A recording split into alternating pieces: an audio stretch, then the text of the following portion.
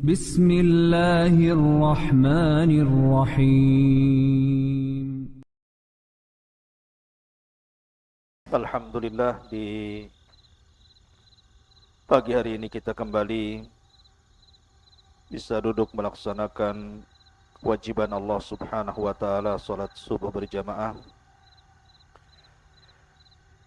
Kemudian disusul dengan thalabul ilmi, dan kita lanjutkan kajian kita masih membahas tentang Al-Qasasu wal Quran. Kisah-kisah dan juga ayat-ayat di dalam Al-Quranul Karim. Pagi ini kita akan membahas surah Al-Imran ayat 123 sampai 125. Allah Subhanahu wa taala berfirman, A'udzu billahi minasyaitonir rajim. Bismillahirrahmanirrahim.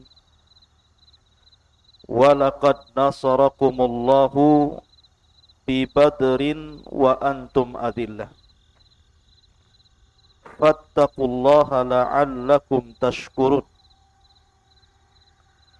Ittaqulu lil mu'minina alan yakfiyakum an yumiddakum rabbukum bi thalathati alafin minal malaikati munzalin. Bala in tasbiru wa tattaqu wa ya'tukum min fawrihim hadha yumdidkum rabbukum bi khamsati alafin minal malaikati musawwimin. Dan sungguh Allah Subhanahu wa taala telah menolong kamu dalam perang Badar, padahal kamu dalam keadaan lemah. Karena itulah bertakwalah kepada Allah agar kamu menjadi hamba yang bersyukur.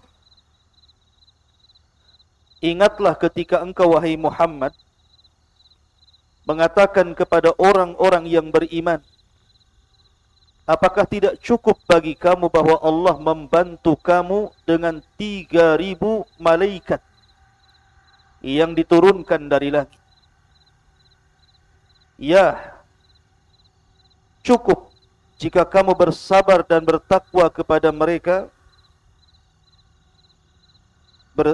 Jika kamu bersabar dan bertakwa ketika mereka datang menyerang kamu secara tiba-tiba, niscaya Allah Subhanahu wa taala akan menolongmu dengan 5.000 malaikat yang memakai tanda di kepala mereka. Ma'asyiral muslimin yang dimuliakan Allah Subhanahu wa taala. Ayat ini menjelaskan tentang kisah perang yang sangat besar dalam Islam, sehingga diceritakan bukan hanya dalam surah Al-Imran saja, tetapi banyak surat menjelaskan tentang perang besar ini. Sampai Allah Subhanahu wa taala mengatakan, idza jaa nasrullahi wal fath, apabila datang pertolongan Allah dan pembebasan kota Mekah. Karena memang perang Badar ini, ikhwan, perang perdana yang dilakukan Rasul dan kaum muslimin. Bahkan perang ini disebut Yaumal Furqah, perang pembeda antara hak dan yang batil. Sampai-sampai Nabi SAW di malam hari sebelum esok harinya berperang, manusiawi Rasul SAW, bukan malaikat, mengalami ketakutan. Sehingga Nabi SAW berdoa istighatsah. Istighatsah ini bukan doa biasa, tapi doa di tengah-tengah kegentingan itu disebut istighatsah. Sampai Nabi SAW dan dalam istighatsahnya mengatakan, Allahumma intahlik hadhil isabah falan tu'bad abada. Ya Allah, kalau kau hancurkan kelompok yang kecil ini, maka engkau tidak akan disembah lagi di permukaan bumi. Sehingga ketika Nabi SAW berdoa, ridaknya terbang, selendangnya terbang. kemudian diambilkan oleh Abu Bakar, kemudian diletakkan lagi di pundak Rasul, dan Abu Bakar menenangkan Rasul dan mengatakan, hasbuka ya Rasulullah, cukup wahai Rasul, Allah sudah mendengar doa. Maka keyakinan Abu Bakar Siddiq radhiyallahu an memantapkan Nabi SAW sehingga Rasul memberikan ketenangan dalam hatinya. Apalagi di malam itu, betul-betul Allah Subhanahu wa ta'ala kirimkan kepada Rasul 1000 malaikat. Dari situlah Rasul mengatakan kepada Abu Bakar, abshir ya Abu Bakrin, berbahagialah wahai Abu Bakar, Allah telah mengirimkan 1000 malaikat kepada kita. Walaupun ketika saat peperangan ditambah lagi 3000, kemudian digenapkan menjadi 5000, bahkan dipimpin oleh Jibril, sehingga dikatakan oleh pasukan Jibril ini ketika mempersilahkan Jibril maju, haizum kaidu, menunjukkan bahwa Jibril ada di tengah-tengah peperangan. Anda bisa bayangkan, kalau yang berperang itu malaikat, bahkan Jibril yang memimpin perang, siapa yang akan menang dalam perang ini? Tidak akan mampu mengalahkan malaikat. Satu malaikat saja bisa mengalahkan manusia dan seluruh jin. Malaikat apa? Malaikat maut. Kalah semua. Apalagi 5000 malaikat kan gitu ya. Tetapi yang ingin saya kisahkan, ikhwan, adalah perkataan di awal Allah mengatakan, laqad nasarakumullahu bi badrin wa antum adillah. Dan sungguh Allah telah menolong kamu dalam perang Badar, padahal kamu dalam kondisi lemah saat itu. Bagaimana tidak lemah, ikhwan? Kaum muslimin itu kan baru diusir tuh dari Mekah ke Madinah, dan jumlah mereka tidak banyak. Bahkan baru 2 tahun di Madinah terjadi perang. Pasukannya pun tidak banyak. Bahkan yang terlibat dalam peperangan itu, menurut ulama sejarah, jumlahnya sama dengan tentara Talut ketika melawan Jalut. Hanya 314 orang. Melawan 1000 lebih, gitu ya. Perang perdana lagi. Tapi dengan izin Allah Subhanahu wa ta'ala, Allah menangkan. Ada satu kisah menarik, ikhwan, dalam perang Badar ini. Kisah tentang seorang musuh Allah Subhanahu wa ta'ala, namanya Umayyah ibn Khalaf. Umayyah ibn Khalaf. Umayyah ibn Khalaf ini, ikhwan, di zaman Nabi SAW itu kawan dekat daripada pemimpin Aus. Ada yang mengatakan pemimpin Khazraj namanya Sa'ad ibn Mu'ad. Dan Sa'ad bin Mu'ad ini sampai saat meninggalnya arsy Allah itu bergoncang. Ya, karena jasa Sa'ad dalam Islam luar biasa. Dengan masuk Islamnya Sa'ad bin Mu'ad, satu kabilah masuk Islam yang kemudian belakangan disebut Ansar. Makanya wajar meninggalnya Sa'ad ini bergegar arsy Allah Subhanahu wa ta'ala. Lah Sa'ad ini berkawan dengan musuh Rasul namanya Umayyah bin Khalaf. Kawan dekat, kawan dagang. Jadi kalau Umayyah bin Khalaf pulang dari Syam untuk berdagang, kan harus melewati jalur Madinah. Biasanya kalau lewat jalur Madinah, dia singgah di rumah Sa'ad ibn Mu'ad. Begitu juga sebaliknya gitu ya. Sa'ad bin Mu'ad pun kalau ke Mekah, umroh atau apa gitu, ada urusan bisnis, maka biasanya singgah di rumah Umayyah ibn Khalaf. Jadi suatu ketika, Sa'ad ibn Mu'ad ini ingin umroh. Berangkatlah Sa'ad ibn Mu'ad dari Madinah ke Mekah. Kemudian singgah di rumah Umayyah ibn Khalaf. Saat sudah masuk Islam, Umayyah masih musyrik, bahkan musuh Rasul. Tapi karena pertemanan yang baik, maka Umayyah pun tidak mengganggu Sa'ad. Bahkan Sa'ad meminta kepada Umayyah, wahai Umayyah, saya ini ingin tawaf. Tolong temani diriku di saat manusia tidak sedang tawaf. Akhirnya kemudian berangkatlah Umayyah dengan Sa'ad ini di saat manusia tidak tawaf, dia saja berdua tawaf. Allah takdirkan dalam tawaf itu berjumpa dengan Fir'aun yaumat ini. Siapa Fir'aun yaumat ini? Abu Jahal, Ahmad ibn Hisham. Sedang tawaf itu rupanya Abu Jahal ada di situ. Abu Jahal ini kan tidak kenal Sa'ad ibn Mu'ad, padahal dia pemimpin Aus, salah satu pemimpin daripada Ansar. Jadi kata Abu Jahal kepada Umayyah ibn Khalaf, dia mengatakan, ya Aba Sufyan, maksudnya kunyah daripada Umayyah bin Khalaf. Man hadha? Siapa orang ini? Siapa orang yang tawaf sama kamu itu? Kemudian Umayyah memperkenalkan siapa temannya. Dia adalah Sa'ad ibn Mu'ad. Ya Aba Jahl. Dia adalah Rasul Aus, pemimpinnya orang-orang Aus. Kemudian Sa'ad pun mengatakan, ya, saya adalah Sa'ad ibn Mu'ad. Marah Abu Jahal. Selama ini hanya kenal nama, tidak kenal orang. Sehingga Abu Jahal mengatakan, oh rupanya kamu yang namanya Sa'ad, yang telah melindungi si Muhammad dan kaum muslimin, sehingga bisa tinggal di kotamu. Kalau seandainya kamu sendirian dan tidak bersama Abu Sufyan, maksudnya tidak bersama Umayyah bin Khalaf, kamu sudah tinggal nama saja di sini. Artinya tidak akan pulang jasadmu. Sama-sama pemimpin masalahnya. Saat digituin, bukannya takut. Dia pemimpin juga di Ansar. Saat mengatakan, diam wahai Abu Jahal. Kalau seandainya kau berani menyentuhku, katanya, Umayyah bin Khalaf, maka ku jamin seluruh kafilah dagangmu, setiap berangkat ke Syam, tidak ada yang selamat. Saling ngancam di sini.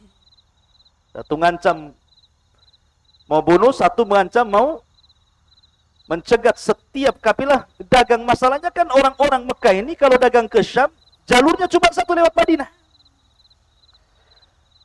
Umayyah ibn Khalaf bingung, dia mau bela siapa di sini? Mau bela Sa'ad, ada Abu Jahal. Mau bela Abu Jahal, ada Sa'ad, kan gitu. Tapi rupanya Umayyah ibn Khalaf justru membela Abu Jahal dan mengatakan, ya Sa'ad, ihfad sautak, wahai Sa'ad, lembutkan suara, tenangkan suaramu. Yang di depanmu Abu Jahal, dia ra'su hadal wadi, dia pemimpin lembah ini. Tapi Sa'ad berani pada sendiri dia tetap mengatakan, tidak, da'ni, biarkan aku dengan dia. Akhirnya keduanya bertengkar, saling meninggikan suara. Safwan ataupun Umayyah, Abu Sufyan, Umayyah bin Khalaf akhirnya tetap membela Abu Jahal, sampai akhirnya saat ini marah kepada Umayyah bin Khalaf karena dia bela Abu Jahal dan mengatakan, ya Umayyah, za'ama anna Muhammadan annahu qatiluka. Ingat wahai Umayyah, aku pernah mendengar Rasul sallallahu alaihi wasallam dia akan membunuh. Ketika mendengar kata-kata itu, kagetlah Umayyah ini. Betul, dia akan membunuhku? Kata Sa'diyah, aku pernah mendengar ucapan itu. Kemudian kata Umayyah, di mana dia akan membunuhku? Di dalam Mekah atau di luar Mekah? Kata Sa'ad, di luar Mekah. Tapi tidak ditunjukkan di mana tempat. Subhanallah ikhwan, walaupun Umayyah bin Khalaf ini kafir musyrik, tapi dia sangat meyakini doa Nabi SAW. Ucapan Rasul itu tidak dusta, karena Rasul tidak dikenal manusia pendusta. Sehingga ucapan saat ini terngiang-ngiang di kepalanya. Ketika kemudian saat sudah pulang ke Madinah, maka dia pulang menemui istrinya dan mengatakan, ya Umma Safwan, ya Umma Safwan, wahai istrinya gitu kan, Ummu Sufyan, sesungguhnya saudaraku Yathribi, maksudnya saudaraku yang dari Yathrib, Sa'ad bin Mu'ad, menghabarkan bahwa aku akan dibunuh si Muhammad. Istrinya juga kaget gitu kan. Engkau akan dibunuh si Muhammad di mana? Di Mekah atau di luar Mekah? Di luar Mekah. Kata istrinya, kalau begitu jangan sekali-kali kau keluar Mekah kan. Karena dibilang akan dibunuh di luar Mekah. Jangan sekali-kali kau keluar Mekah. Sudah tinggal di Mekah saja. Kemudian kisah ini berlalu sampai ketika Nabi Shallallahu Alaihi Wasallam sudah tinggal 2 tahun di kota Madinah. Di sini kan terjadi perang Badar. Ketika kabilahnya Abi Sufyan yang datang dari Syam membawa dagangan orang-orang penduduk Mekah, kemudian hendak dirampas oleh kaum muslimin sebagai tebusan harta-harta mereka yang dirampas pasca hijrah. Maka Abi Sufyan ketika itu mengutus Dom-Dom untuk memberitahu bahwa dia diserang oleh pasukan Rasul. Abu Jahal mempersiapkan pasukan besar. Masalahnya, salah satu pemimpin yang berpengaruh yang bisa menggerakkan pasukan itu adalah Umayyah ibn Khalaf. Sementara Umayyah bin Khalaf sudah janji tidak mungkin keluar Mekah. Akhirnya kemudian Abu Jahal datang kepada Umayyah dan mengatakan, "Ya Umayyah, ayolah ikutlah." Kata Umayyah, "Aku tidak mau ikut." Akhirnya sampai Abu Jahal mengatakan, "Engkau ini seorang wanita." Karena biasanya yang tidak ikut perang itu hanya wanita. Dikompori. Tukang kompor itu, Abu Jahal itu menjadi tukang kompor. Jadi akhirnya kemudian karena dipanas-panasi, Umayyah pun bangkit. Tiba-tiba dia datang kepada istrinya, "Siapkan seluruh perbekalanku."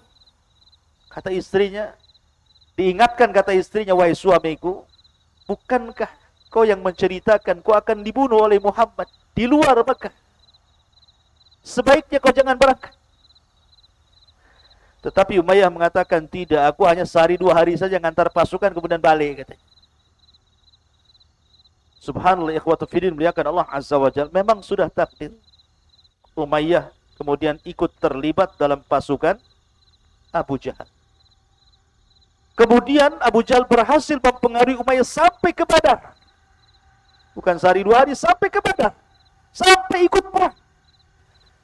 Maka Allah Subhanahu wa taala takdirkan Umayyah pun meninggal di tangan Nabi sallallahu alaihi wasallam di perang Badar. Lihat, terkadang kematian itu tidak bisa seseorang itu lari dari takdir Allah Azza wa Jalla. Dalam bahasa para ulama, al-hadaru la yamna'ul qadarun. Menghindar dari kematian itu bukan berarti kemudian mencegah takdir kematian. Mencegah dari kematian bukan menahan takdir kematian. Dulu di zaman Bani Israel, 70.000 Bani Israel mati karena taun. Jadi taun itu, penyakit taun, wabah itu, mungkin macam corona di zaman sekarang, 70.000 orang mati. Sampai Allah gambarkan kematiannya, wahum ulufun hadarul maut. Saking banyaknya, bukan alaf, uluf lagi itu. Ribuan orang mati. Lah orang-orang yang hidup itu, akhirnya mereka keluar dari daerah taun itu.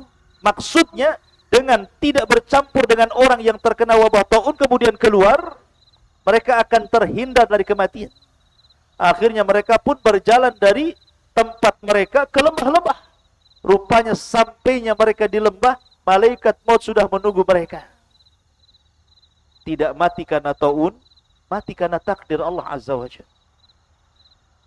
Makanya di zaman Nabi Sulaiman alaihi salatu wassalam, ada Sulaiman itu kan sedang duduk sama menterinya. Sedang ngobrol enak-enak gitu ya. Tiba-tiba kemudian diketuk pintunya. Pas dibuka rupanya ada orang yang sangat menyeramkan, matanya melotot menghadap ke menterinya Sulaiman ini. Sampai ketakutan sang menteri. Sehingga mengatakan, kemudian Sulaiman menghampiri orang yang menakutkan itu, berbincang sebentar, kemudian orang ini pergi. Kata sang menteri, "Ya Nabi Allah, siapa orang itu? Sudah seram melotot pula sama aku." Kata Nabi Sulaiman, "Dia adalah malakul maut, hendak mencabut nyawa seseorang." Ketakutanlah orang ini. Kisah ini disebutkan di dalam tafsir Jalalain.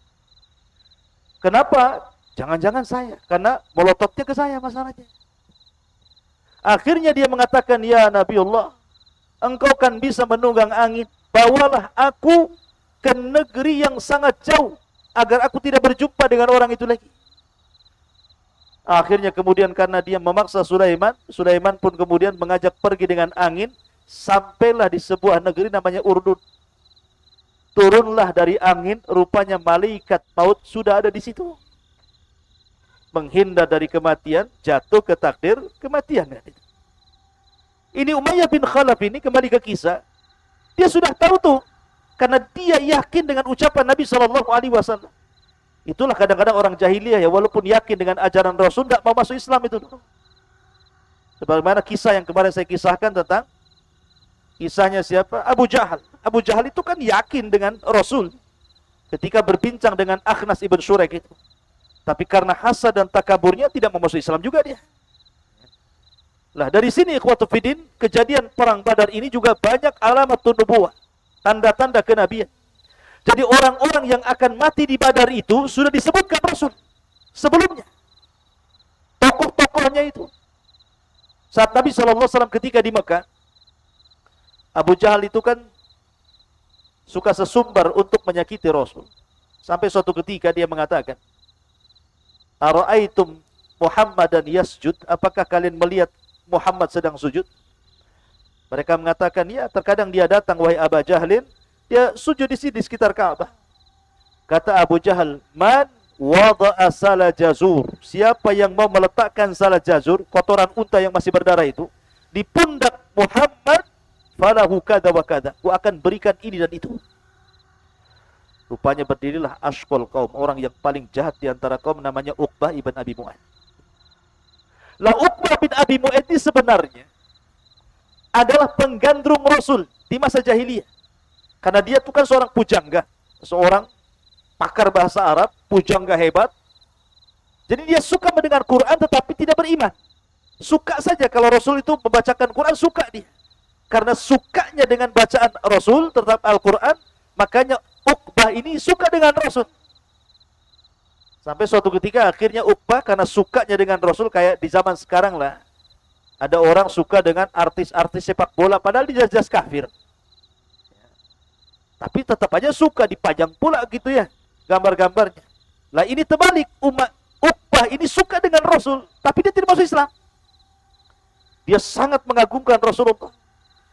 Sampai ingin menghargai Rasul, diundanglah makan. Setelah sediakan makan macam-macam, rupanya satu makanan minuman pun tidak disentuh Rasul.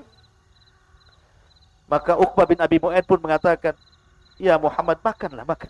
Minum, minum." Tapi Rasul tidak. Tidak mungkin aku minum dan makan dari seorang musyrik seperti ini. Katanya Uqbah, lalu apa supaya engkau bisa makan? Syaratnya apa? Kata Rasul, masuklah ke dalam Islam.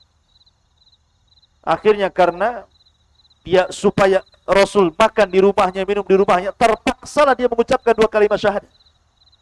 Jadi bukan karena masuk Islam, karena terpaksa supaya Rasul makan gitu saja. Rupanya kabar ini sampai kepada siapa? Umayyah ibn Khalaf. Umayyah ibn Khalaf dengan Uqbah bin Abi Mu'ad ini, itu kan kawan akrab, satu geng bahasa kita. Ya. Ketika mendengar Umayyah, dia datang kepada Uqbah dan mengatakan, "Ya Uqbah, aku dengar kau masuk ke agama Muhammad." Ya. Kata Uqbah, "Nah, aku tidak masuk ke agama Muhammad. Tapi engkau sudah mengucapkan 2 kalimat itu." Dia mengatakan, "Aku mengucapkan 2 kalimat itu supaya si Muhammad mau makan saja, tidak lebih dari itu." Tapi Umayyah menganggap tidak. "Aku tidak percaya dengan kamu." Maka Uqbah pun ketakutan kalau sudah tidak dimasukkan gengnya lagi. Dia mengatakan, "Ya sudah, gini saja wahai Umayyah, apa yang harus aku lakukan supaya kau yakin bahwa aku tidak masuk ke agama Muhammad itu?" Akhirnya kata Umayyah, "Boleh. Kau harus menghinakan Muhammad di hadapan manusia." Lah kisah ini dimulai ketika Abu Jahal sesumbar siapa yang bisa meletakkan salah jazur, kotoran unta di pundak Rasul itu. Yang pertama berdiri siapa? Uqbah. Dia ingin membuktikan bahwa loyalitasnya tetap kepada Umayyah bin Khalaf. Maka dia langsung berdiri, "Ana wa Abu Jahal." Saya. Berangkat dia cari kotoran unta. Setelah dapat kotoran unta, maka dia menunggu Nabi SAW datang dan sholat. Allah takdirkan Rasul datang. Kemudian kemudian sholat, kemudian sujud. Saat sujud itulah Uqbah meletakkan kotoran unta di pundak Nabi Shallallahu Alaihi Wasallam. Darah di mana-mana, ikhwan. Kotoran masih berdarah-darah. Ketika Nabi dihinakan seperti itu, datanglah Fatimah. Yang ketika itu masih kecil. Maka Fatimah menghampiri ayahnya, kemudian disapunya kotoran itu, dibersihkannya kotoran itu sampai betul-betul bersih. Kemudian Rasul bangun dari sujudnya, kemudian memendekkan solatnya, kemudian menyelesaikan solatnya. Selesai solat, kata Fatimah. Ketika itu masih kecil Fatimah. Dia mengatakan, ya abati ud'u ila haula. Wahai ayahku, doakan kecelakaan kepada orang-orang itu. Rasul diam. Tapi Fatimah memaksa kepada Rasul, ayahnya, wahai ayahku, doakan kecelakaan kepada mereka. Bangkitlah Rasul. Kemudian Rasul mengatakan, Allahumma al'an fulan, wa fulan, wa fulan, wa fulan. Ya Allah, laknatlah si fulan, Abu Jahal, Umayyah, Uqbah. Pokoknya dilaknat semua orang yang berada di sekitar Ka'bah ketika itu, yang ikut terlibat menghinakan Rasul. Subhanallah. Semua nama yang disebut Rasul dalam laknat itu dikabulkan Allah Subhanahu wa taala di perang Badar. Semua mati di perang Badar. Bahkan Uqbah bin Abi Mu'ayth yang meletakkan salah jajur tertangkap jadi tawanan, kemudian disalib dan mati di tiang gantungan, dan dialah orang yang pertama kali disalib dalam Islam karena menghina Nabi Shallallahu Alaihi Wasallam. Tapi dari sini Allah Subhanahu wa taala mengatakan, laqad nasarakumullahu bi badrin wa antum adillah. Dan sungguh Allah telah menolong kamu dalam perang Badar, padahal kamu dalam kondisi lemah saat itu. Kaum muslimin tidak banyak, orang-orang kafir banyak, tapi kam min fi'atin qalilatin ghalabat fi'atan katsiratan biidznillah. Berapa banyak kelompok yang kecil mengalahkan kelompok yang besar, tidak lain karena izin dari Allah Subhanahu wa taala. Subhanakallahumma bihamdika asyhadu an la ilaha illa anta astaghfiruka wa atubu ilaik. Allahu ta'ala. Assalamualaikum warahmatullahi wabarakatuh.